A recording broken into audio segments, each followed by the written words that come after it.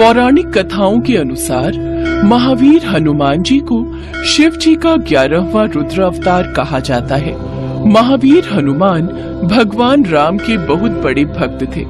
उनकी माता का नाम अंजनी और पिता वानर राज केसरी हैं। इस कारण उन्हें आंजुनाय और केसरी नंदन आदि नामों से भी पुकारा जाता है। तो आइए हनुमान का जन्म कैसे हुआ, ये हम इस कहानी के द्वारा समझने की कोशिश करते हैं। एक बार अयोध्या के राजा दशरथ अपनी पत्नियों के साथ पुत्रेष्टि का हवन कर रहे थे।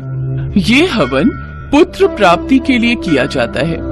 हवन समाप्ति के बाद पंडित ने प्रसाद की खीर राजा दशरथ की तीनों पत्नियों में बांट दी, लेकिन तभी कहीं से वहां एक चील आ गई और उसने खीर का एक भाग अपने साथ ले लिया और उसे अपने साथ उस स्थान पर ले गई जहां अंजनी माता तपस्या कर रही थी और उसके सामने ले जाकर रख दिया।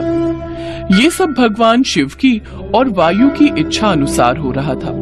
आंखें खोलो माते और इस प्रसाद को ग्रहण करो, इससे तुम्हारी इच्छा जरूर पूरी होगी। प्रसाद? लेकिन ये किसने दिया? बस यूं समझ लो, ये महादेव का आशीर्वाद है तुम पर। अंजनी ने उस प्रसाद को ग्रहण कर लिया। फिर अगले दिन माँ अंजनी एक पर्वत पर खड़ी थी और सूर्य देव के तेज मिली थी, लेकिन तभी वहाँ बहुत तेज हवा चलनी शुरू हुई। हवा का वेग इतना तीव्र था कि उनके वस्त्र उड़ने लगे। उन्होंने सोचा ये जरूर किसी दानव की उदंडता हो सकती है। वो क्रोधित होकर बोली, ये कौन दानव है जो मेरी जैसी पति परायण स्त्री का अपमान करने की चेष्टा कर रहा है?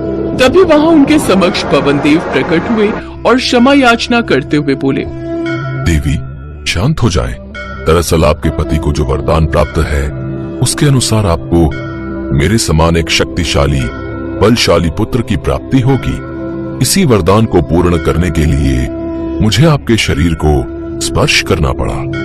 मेरे स्पर्श के माध्यम से रुद्रदेव का एक अंश भी आपके शरीर में प्रवेश कर चुका है, इसलिए महादेव के अवतार के रूप में आपका पुत्र इस धरती पर जन्म लेगा।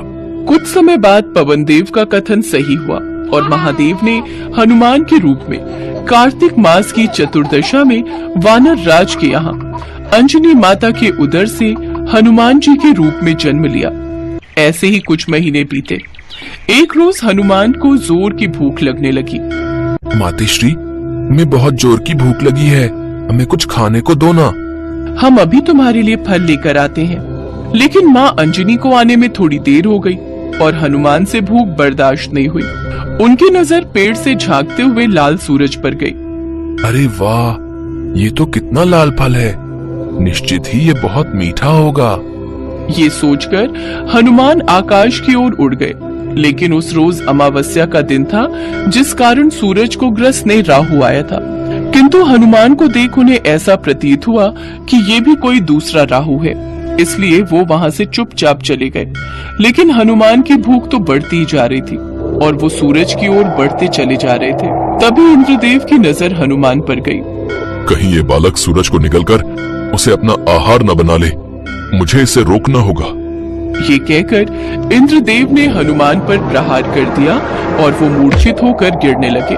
तभी पवन देव ने वहां आकर उन्हें थाम लिया और गुस्से में उन्होंने हर प्राणी मात्र की वायु का संचार रोक दिया। तभी वहां सभी देव प्रकट हुए और उन्होंने पवन देव को ऐसा करने से रोका। फिर सभी देवों ने हनुमान जी को वर दिया। मेरा वरदान है कि ये अमित आयु रहेगा। मेरा वरदान है कि ये कभी भी वज्र से परास्त नहीं होगा। मेरे सताश तेज से ये हर कला में युक्त और संपूर्ण शास्त्रों का विशेषज्ञ होगा।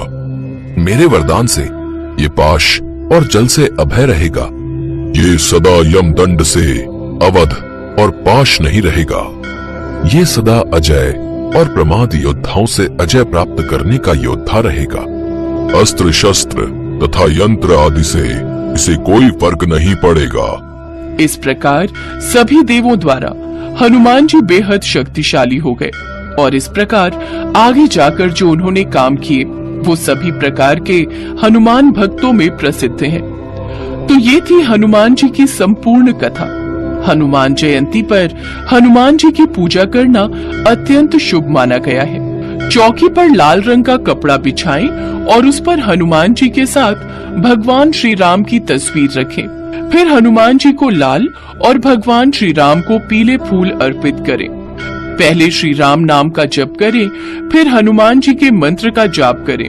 इस तरह पूजा करने से आपको हनुमान जी की असीम कृपा प्राप्त होगी।